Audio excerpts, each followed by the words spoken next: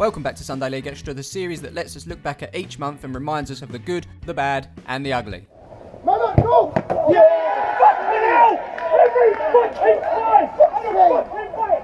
So without further ado, let's check out what happened in October. So the 4th of October saw us enter the Essex Cup for the first time as we faced up to a confident FC Leytonstone, who were adamant that the outcome of this match was a shock. It was one of those keep digging moments as they posted up their version of the game on Facebook. Obviously forgetting that we recorded the game, we were able to go back and check out who was the better team. Originally we thought it was quite even, but hey, stats don't lie. If you want to check out the full version of that game, you can do so right here. The 11th of October came round and we weren't given a fixture from the league, so we took it up on ourselves to film a few drills which you may have seen from Soccer AM featuring the likes of Jimmy Bullard, who we actually got a shout out the week before from.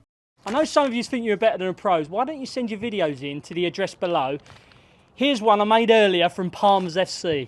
Nice one, Jimmy. So this was the teeing up volleys drill which featured Nick, Nosey and Kev. If you haven't seen it and you want to see who won, check it out right here. The 18th of October saw us have an away game at Linford Wanderers. It featured the likes of Jack Sparrow, some lovely skills, a bit of unsporting behaviour. Oh, and Aaron took one for the team as well. We also can't forget this lovely assist from the ref which gifted one of their goals, but to see all of the goals, feel free to check out the video right here.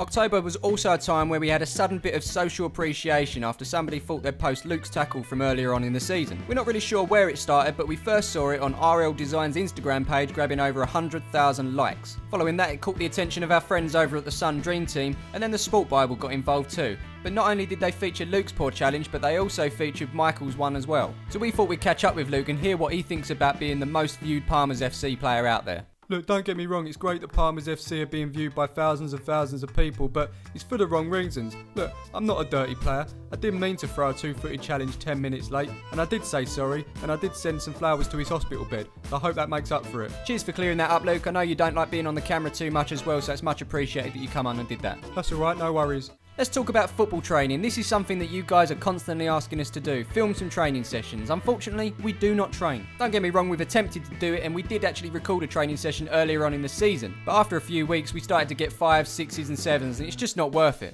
So instead, what we decided to do is create a 6-a-side team to play on Tuesday nights. Great goal, Connor. And thanks to Tony's GoPro, we get to see some of those goals. That's right, you did just see Nick score a goal. But what about Graham? I bet you didn't think he had a shot like this on him. From way downtown, here's Connor bagging another one with that lovely left foot of his. Here's another game and it's Graham again banging in another goal. Who thinks he should start up front in the next game? And oh my god, would you believe it, it's Nick again. He's banged in another.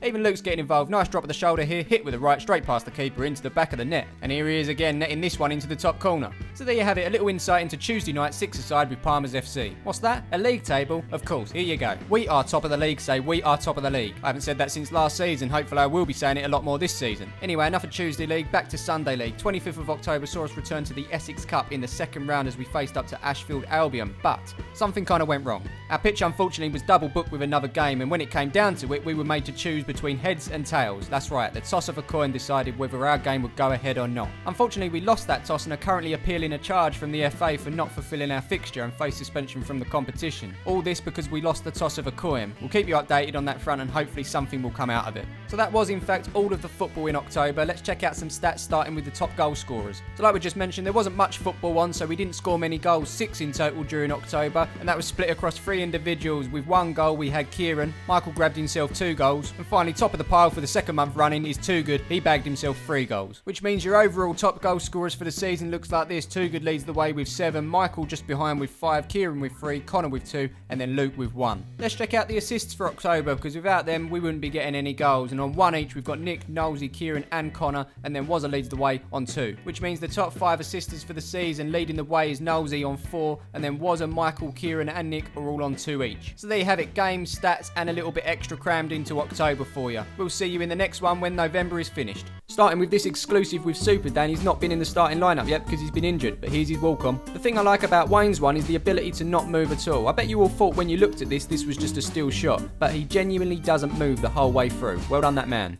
2, 1, done.